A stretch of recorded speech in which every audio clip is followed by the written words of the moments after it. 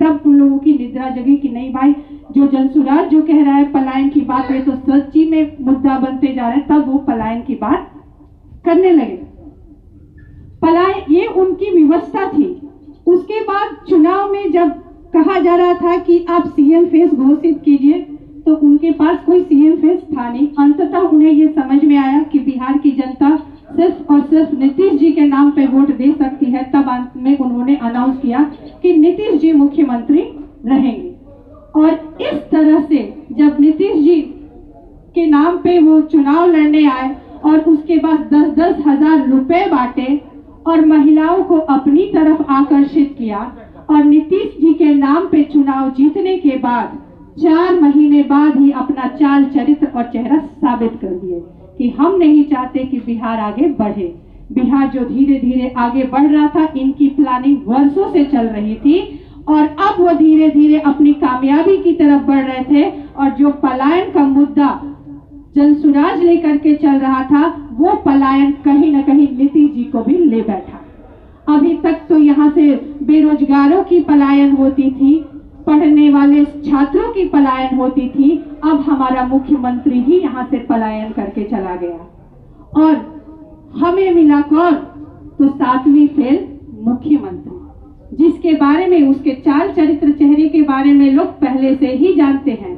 और ये मुख्यमंत्री जिन बातों को टच किया गया मैं नहीं कहूंगी, उससे अलग कुछ महिला पर लेके आती हूँ कि 2-3 दिन पहले मैंने देखा कि नारी शक्ति संवाद करके अभियान चलाया जा रहा है, नारी शक्ति वंदन, और उसमें हमारे मुख्यमंत्री जी शामिल हो रहे हैं और बढ़ावा दे रहे हैं। उसके पहले मैंने देखा कि बीजेपी की तरफ से एक महिलाओं नेत्रियों के साथ, बीजेपी की महिला नेत्रियों के साथ एक प्रेस कॉन्फ्रेंस किया गया, तो मैं भी बड़े गौर से सुन रही थी। मैं भी एक महिला हूं, और जिस तरह की घटनाएं आजकल चारों तरफ महिलाओं के साथ घट रही है, औसतन हर दिन 4 से 5 ऐसी घटनाएं महिलाओं के साथ घट रही है। ये तो ऑन रिकॉर्ड है। अगर आप, क्योंकि शहरों में जो पढ़ी लिखी महिलाएं हैं वो तो अपना जाके केस दायर कर देती हैं, लेकिन दूसरी महिलाएं गांव की नहीं कर पाती। आज इस प्रेस कॉन्फ्रेंस में जनसुराज के पार्टी हेडक्वार्टर में आपका स्वागत है।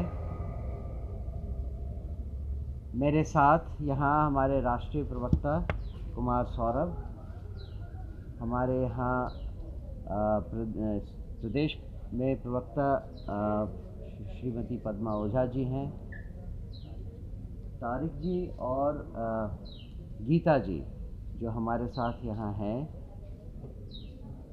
हम आपके सामने अभी बिहार में जो कुछ हो रहा है उस पर अपनी प्रतिक्रिया करने के लिए आए हैं।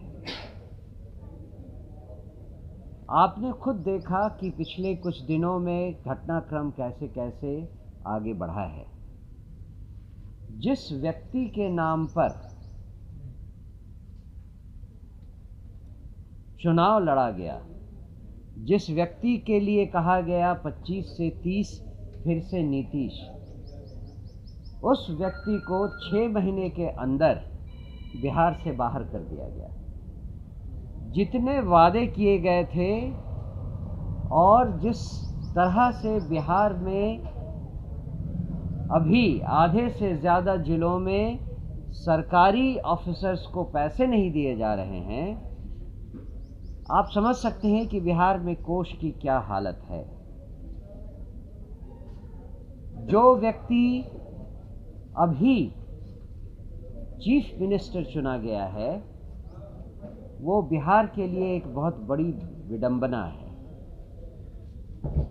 ज्ञान की धरती बिहार में आज मुख्यमंत्री वो व्यक्ति है जिसके पास पता नहीं कितने पढ़ाई तक की डिग्री है। ऑपोजिशन लीडर जो है वो 9वीं तक पढ़ा हुआ है। इसके अलावा आप अगर ये देखें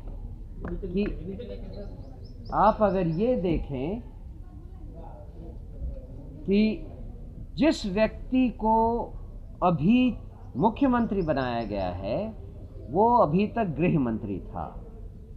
और गृह मंत्री होते हुए बिहार में हर रोज एक हत्या, एक बलात्कार, कुछ कहीं न कहीं कोई न कोई दर्दनाक घटना होती रही है। प्रशासन बिल्कुल चेतना शून्य हो गया है। नीट की छात्रा के बारे में आप सब जानते हैं, पता चला कि नए चीफ मिनिस्टर बनने के तुरंत बाद उस व्यक्ति को बेल मिल गई है। ऐसी सरकार से बिहार की जनता और क्या एक्सपेक्ट करे सिवाय धोखा के, सिवाय दगा के। जो कुछ भी बिहार की जनता ने किया, ऐसी सरकार को लाए हैं जिससे उनका और उनके बच्चों का अगले 5 साल का भविष्य तो कम से कम और भी गहरे अंधकार में चला गया है। मालूम अभी अभी हमें खबर मिला है कि पिछले 24 घंटे में एक रेप की घटना मुजफ्फरपुर में हुई है और एक रेप की घटना किशनगंज में हुई है। आखिर ये क्या चल रहा है बिहार में? बिहार के बाहर जो भी बिहार की घटनाओं के बारे में सुनता है, केवल इतना ही कहता है, कैसे राज्य में रह रहे हो? क्या है बिहार? क्या है बिहार की हालत? और आप कहते हो कि बिहार में सुधार करेंगे। जब जनता नहीं मान रही है, जब लोग ऐसे एक के बाद एक इस तरह के निर्लज्ज लोग शासन पे आ रहे हैं, तो बिहार में आगे और क्या स्थिति हम दिखाएं? मैं चाहता हूं कि इसके बारे में हमारे साथ साथ जो हमारे पास पैनल में आज लोग बैठे हैं, वो आपको अपनी अपनी बात कह दें। उसके बाद हम आपके सामने प्रश्नों के लिए आएंगे। तो मैं पहले कुमार सौरभ जी से निवेदन करता हूं कि वो अपनी बात रखें। धन्यवाद। नमस्ते, मेरी आवाज़ क्लियर है? आभार अध्यक्ष जी। आपके माध्यम से, बिहार के मीडिया के माध्यम से, सबसे पहले बिहार में एक नई सरकार का गठन हुआ है, तो जनसुराज की ओर से भी भारतीय जनता पार्टी, एनडीए और विशेष रूप से नए मुख्यमंत्री और दोनों उप मुख्यमंत्रियों को हम अपनी ओर से बधाई प्रेषित करते हैं। इसके साथ साथ मूलतः कुछ एक बातें जो हमारे माननीय प्रदेश अध्यक्ष जी ने कही हैं, मैं उनको नहीं छूऊंगा। और आज जनसुराज पहले से जिन विषयों पर लगातार वर्तमान में माननीय मुख्यमंत्री जी पर जो आरोप लगाए गए हैं, मैं उनको भी नहीं दोहराऊंगा, क्योंकि वो पब्लिक डोमेन में है और सबको पता है।